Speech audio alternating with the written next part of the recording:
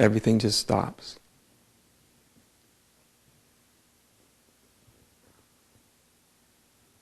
And it's only when everything stops, even for a moment, if it truly stops,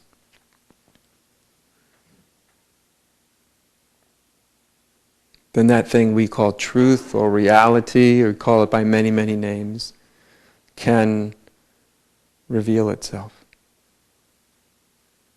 in all its simplicity. And it's such a simple thing. It's just such an extraordinarily simple thing. It's not a mystical thing. You need not have some wild, wacky experience. Because if you do, that'll come and go. If it's a bad, wild, and wacky experience, you'll be happy that it's going to come and go. And if it's a good, wild, and wacky experience, you'll lament the fact that it's going to go. But nonetheless, if we can really look all at once in a very, very simple way, so we're not looking through the lens of the mind,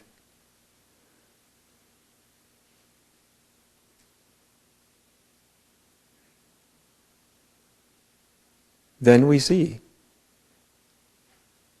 And there's many ways to describe what one sees. It's not really see it like you see something in this room. It's a realization. You see that your own true nature. You realize it. It just comes out of that moment where you've stopped.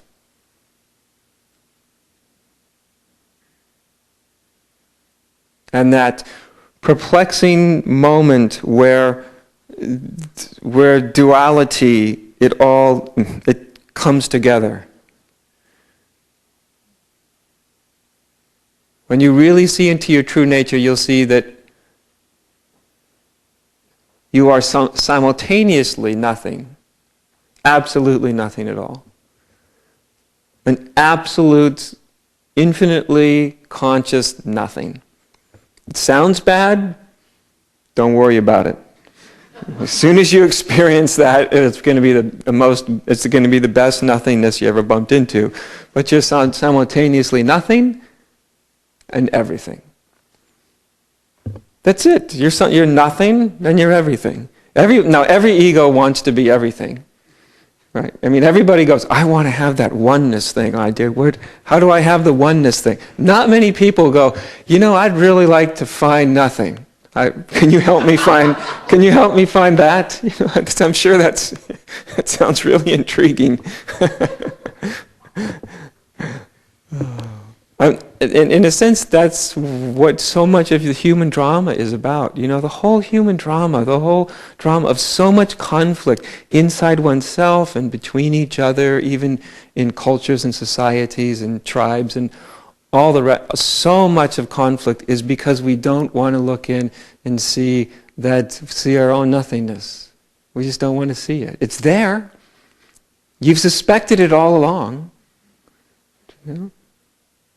Unfortunately, what the egoic mind turns nothing into is something like unworthiness.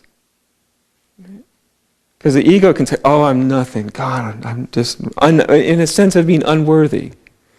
But that's not nothing. That's a feeling of unworthy. That's not liking your idea of yourself. Do you see? When you feel unworthy, small, that is simply having a emotional reaction to how you view yourself. That's not the experience of nothing. The experience of nothing is liberating, because it liberates you from all the ideas about yourself, all the notions about yourself. And only from there comes the realization of everything. Now, to the mind, that's what I mean, where duality collapses or it comes together. It yokes itself together. But saying that it comes together is a little misleading, because that implies that it was apart. You see, what was apart was our perception. But actually, everything is the same. Everything is nothing, and everything is everything. everything is also everything. And it's also nothing.